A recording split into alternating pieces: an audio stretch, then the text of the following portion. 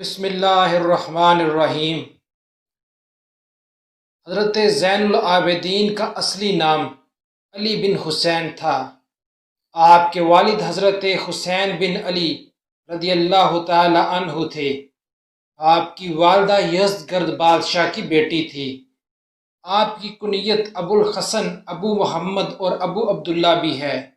آپ کو علی اصغر بھی کہا جاتا ہے۔ آپ کی پیدائش 33 ہجری میں ہوئی۔ حضرت زین العابدین معرکہ کربلا میں حضرت حسین کے ساتھ شریک تھی۔ حضرت زین العابدین کو عبادت کا بے حد شوق تھا، جس کی وجہ سے انہیں زین العابدین کہا جاتا ہے، یعنی عبادت گزاروں کی زینت۔ انہیں سید العابدین بھی کہا جاتا ہے، یعنی عبادت گزاروں کا سردار۔ امام ظہری فرماتے ہیں کہ اہل بیت میں ان جیسا کوئی عبادت گزار نہیں۔ حضرت زین العابدین رحمۃ اللہ علیہ کے بارے بیان کیا جاتا ہے کہ وہ نماز پڑھنے کے لیے کھڑے ہوتے تو ان کا رنگ پیلا پڑ جاتا، اور وضو و اقامت کے درمیان ان کے بدن پر کپ کپی طاری ہو جاتی۔ کسی نے وجہ دریافت کی تو فرمایا، میں اللہ کے سامنے کھڑے ہونے جا رہا ہوں اور مناجات کرنے لگا ہوں۔ حضرت سعید فرماتے ہیں کہ میں نے حضرت زین العابدین سے بڑھ کر کسی کو پرہیزگار نہیں پایا۔ ابو نوح انصاری کہتے ہیں کہ حضرت زین العابدین ایک دفعہ گھر میں نماز پڑھ رہے تھے کہ وہاں آگ لگ گئی۔ آپ نماز میں مسلسل مشغول رہے۔ نماز کے بعد آپ سے پوچھا گیا، کس چیز نے آپ کو آگ سے بے خبر رکھا؟ تو امام زین العابدین فرمانے لگے، مجھے آخرت کی فکر نے اس آگ سے بے خبر کر دیا تھا۔ حضرت زین العابدین بہت صحیح انسان تھے۔ ان کے بارے مشہور ہے کہ وہ رات کے اندھیرے میں چھپ چھپ کر مساکین کی مدد کیا کرتے تھے۔ وہ فرماتے تھے، صدقہ اللہ کے غصے کو ٹھنڈا کر دیتا ہے۔ حضرت زین العابدین کی وفات کے بعد مکہ کے 100 گرانوں کو پتہ چلا کہ رات کے اندھیرے میں ان کی مدد کرنے والے حضرت زین العابدین تھے۔ حضرت زین العابدین رحمۃ اللہ علیہ کا شمار اپنے زمانے کے جلیل القدر بزرگوں میں ہوتا تھا۔ لوگ ان کی بہت عزت کیا کرتے تھے۔ ایک دفعہ خشام بن عبد الملک اپنے زمانہ خلافت سے قبل ایک دفعہ حج کے لیے گیا۔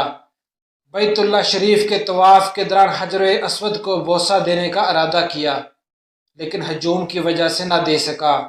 اتنے میں حضرت زین العابدین تشریف لائے۔ آپ کی نورانی شکل دیکھ کر لوگ ہیبت زدہ ہو گئے۔ لوگوں نے راستہ چھوڑ دیا۔ آپ نے اطمینان کے ساتھ حجر اسود کو بوسہ دیا۔ شام کو یہ بات بہت بری لگی۔ اہل شام میں سے کسی نے دریافت کیا، یہ کون ہے جس کی ہیبت اور جلالت نے لوگوں کو پیچھے ہٹنے پر مجبور کر دیا؟ ہشام نے یہ سوچ کر کہیں اہل شام حضرت زین العابدین کی طرف مائل نہ ہو جائیں، کہا، میں نہیں جانتا یہ کون ہے۔ مشہور شاعر فرزدق پاس ہی کھڑا تھا۔ اس نے کہا، میں انہیں جانتا ہوں۔ اس پر شامی نے فرزدق سے پوچھا، یہ کون ہے؟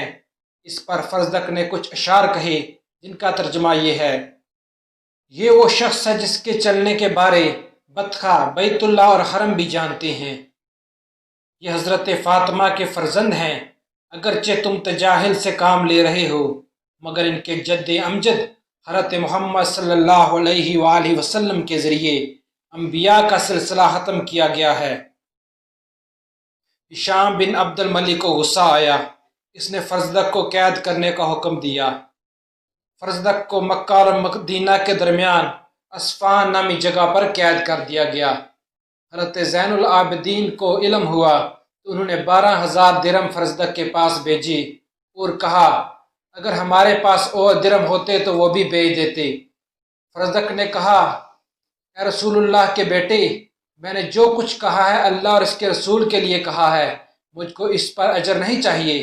حضرت زین العابدین نے یہ کہہ کر واپس بھجوا دیے کہ تمہارے اوپر جو میرا حق ہے اس کا واسطہ ہے، قبول کر لو، بے شک اللہ تیرے دل کے حال اور نیت کو جانتے ہیں۔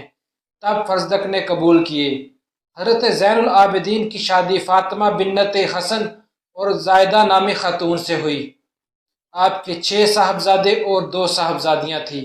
آپ کا انتقال بعض روایات کے مطابق 94 ہجری میں ہوا۔ آپ کو جنت البقیع میں دفن کیا گیا۔